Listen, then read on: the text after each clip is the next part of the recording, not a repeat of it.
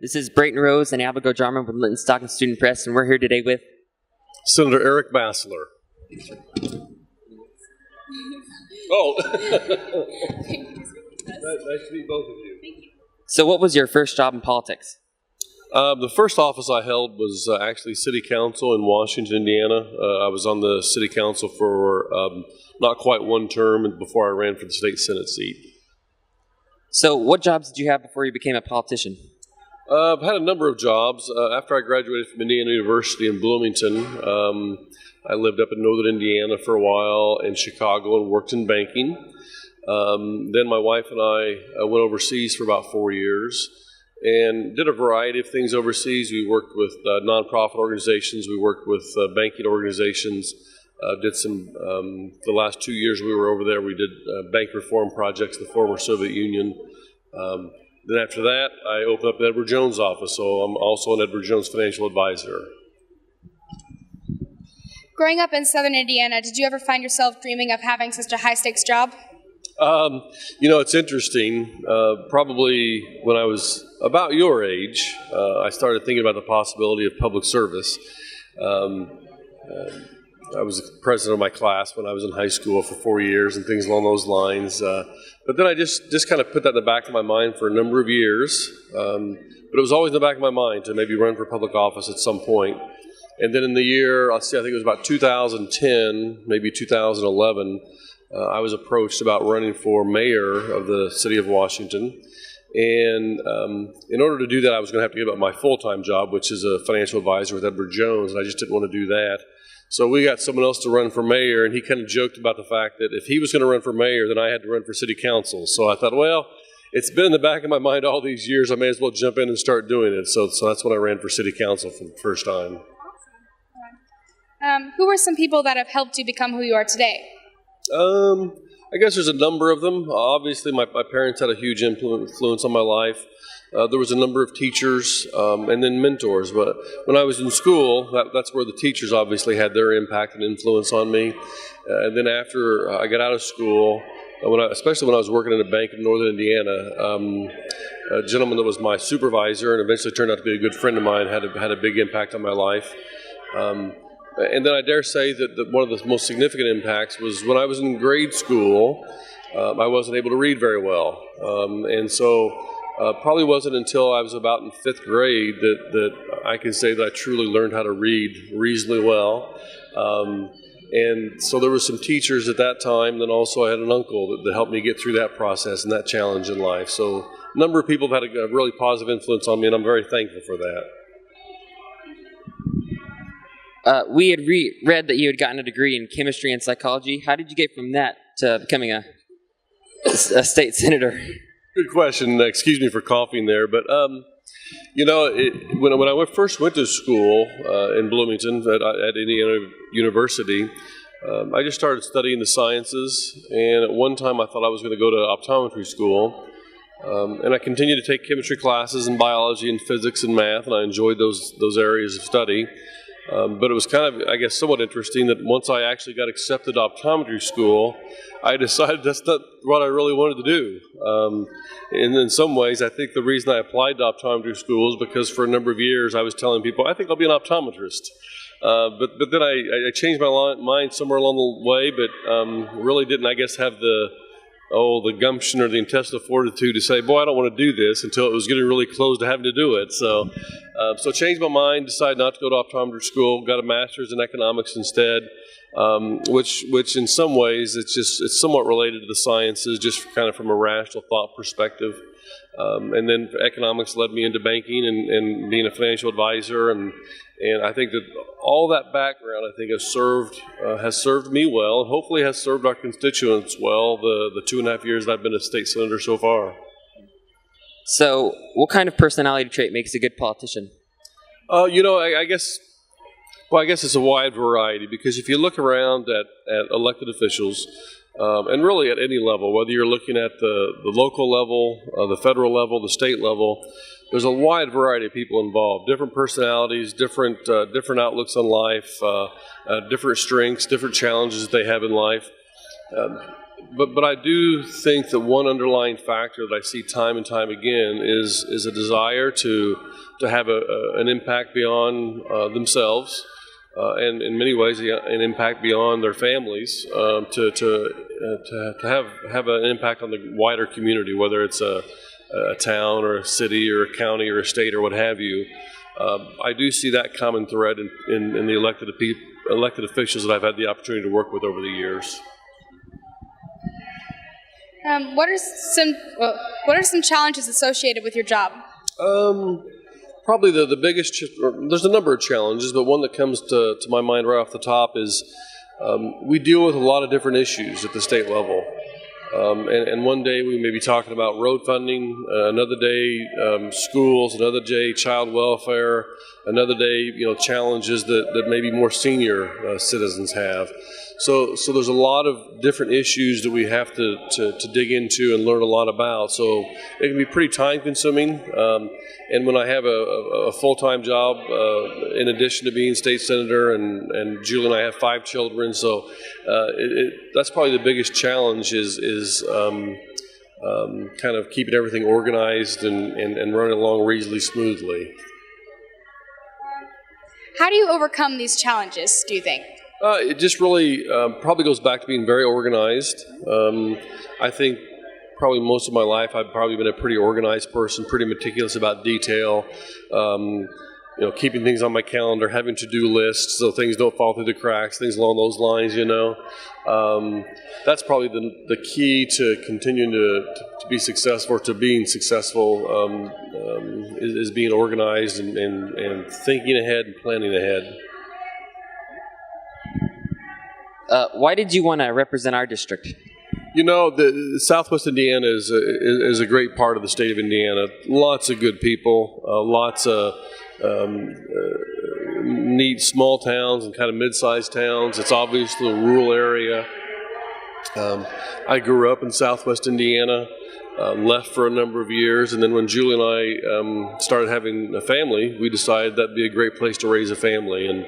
And so one thing that we want to do is bring a strong voice to the Indiana Senate on behalf of all of our constituents. My district is made up of parts of 7 different counties, and we want to work with the other senators and the other House members from that part of Indiana to bring strong representation to the Indiana Senate and the Indiana House, and I think we've done a pretty darn good job of that. So, what are some things that pique your interest about our district? I guess a lot of it has to do with, it just goes back to the fact that, and I'm sure you've seen it as you meet your neighbors and people that you go to school with, people in your community, just a lot of great people in Southwest Indiana. They're very kind, they're very caring, very giving also. And so those are the things that kind of drive me to continue to work very hard on their behalf. What are some things that you have seen in our district that help you understand your job more? Probably, I guess there are a lot of things are coming to my mind right now. I'm trying to organize it as we speak. The interaction that I've had, that I've been able to have over the last 2.5 years with the entire district, and then prior to that, when I was on the city council with constituents, has an ongoing impact. And in fact, just as an example, the last legislative session, we were having what's called a legislative update, and that's where the House members and the senators have a public meeting with constituents. And one of the constituents came to us about a specific issue related to, for lack of a better term, child welfare. And because she brought that point to my attention at one specific meeting, I then came back up the following week on the Monday and started talking with people here at the State House about this one specific issue. And before that legislative session was over, we were able to solve that problem. And so those are the things that I think that drive me to continue to work hard. I think those are the things that I hope they're the things that encourage people to bring those ideas to us, because Lord knows that the senators and House members aren't the only people that have good ideas in the world, and so when local government officials come to us, just local men and women, even young people come to us with ideas, we can bring those ideas to the State House and put them into effect, which is a good feeling. So it's good to do. How has your routine changed since you have been elected? What I've tried to do, well, first of all, I don't know how familiar you are with the legislative process and when we're in session and so forth, so let me talk about that a little bit, and then I'll let you know how that kind of has impacted my routine.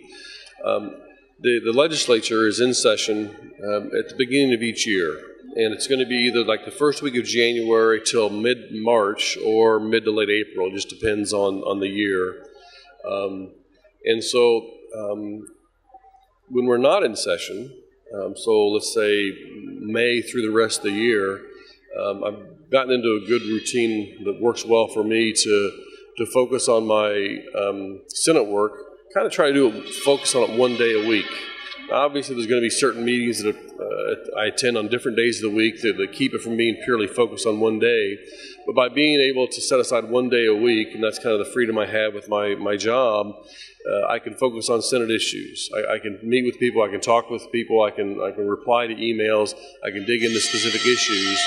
And so by having a large block of time that I can stay focused on only Senate-related issues as opposed to my family or my Edward Jones work, that helps me be focused. So that's one significant change in my routine. Another thing that we try to do on an ongoing basis is to get out to all the counties, kind of almost on a rotating basis, if you will, just to meet with people and visit with people. It's so important, I believe, that elected officials stay in contact with their constituents and then vice versa. Constituents have an opportunity to meet with and talk with elected officials. And so I've been doing that ever since, actually when I was running we were doing that, but I've been doing that ever since I've been in office, trying to make that conscientious effort to always be out meeting with our constituents and seeing what's on their mind. What were some goals you had for our district when you were first elected? I'm sorry, say it again? What were some goals you had for our district when you were first elected? Yeah, one thing that we want to, I think we want to do a better job of going forward is a lot of state dollars go to various other places of the state taxes, and we want to try to get as much of those to come back to Southwest Indiana as possible. That could be for example, for road funding to help upkeep, towns and cities and counties keep up their roads. Could also be with respect to state funding of improvements to highways. I-69 is going right through the Senate district, and that's great for Southwest Indiana to have that kind of a link to the world, a 4-lane interstate. So we're going to continue to push to get funding to finish that project, and then also finish a bridge across the Ohio River into Kentucky, which ultimately is good for economic development, good for business growth. That allows farmers to get their product out. That allows the agribusiness area to get their products out. It allows the automotive industry to get their products out. We want to continue to help people understand that Southwest Indiana is a vibrant area when it comes to good quality employees and people who have a good, strong work ethic. So we're going to continue to kind of tell that story and try to encourage businesses to locate in Southwest Indiana. So it's a great place to raise a family and to live and to have a career. So looking back at your goals you had when you first started, how have they changed? Those were, some of the goals that we wanted to bring were ones I just mentioned to you, and those continue to be the goals that I have. I'm still relatively new, been in office for 2.5 years, and there's still a lot of work to be done in those areas, and we're going to continue to fight for the people of our district to bring good funding for various projects and also hopefully more business opportunities in the area. What kinds of things make you proud to represent our district? I guess that probably just goes back to the genuineness, the kindness, the goodness of the people of the district. I love talking with people outside our district about our district and the people of the 7 counties that make it up, and I'm just very proud to represent the people of all the 7 counties. How do you keep inspired to do what you do each day?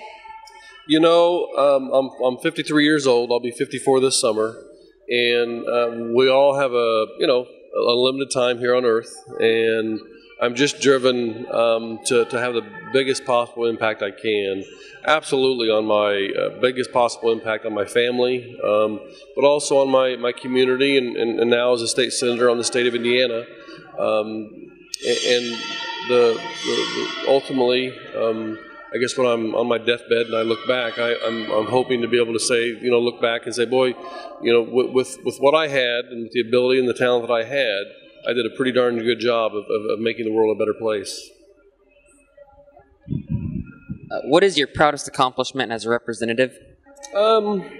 There's several bills that I've been involved with. One from last session, and this is going to get into a little bit of detail. Hopefully, won't bore you too much, but as you might be aware, as you're probably aware, when you look at Southwest Indiana, it's a rural area and there's a lot of farmland.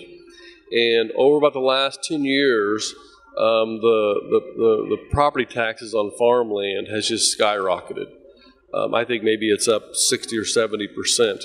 And that makes it very difficult for property owners, for farm owners to be profitable when your property taxes have gone off that much.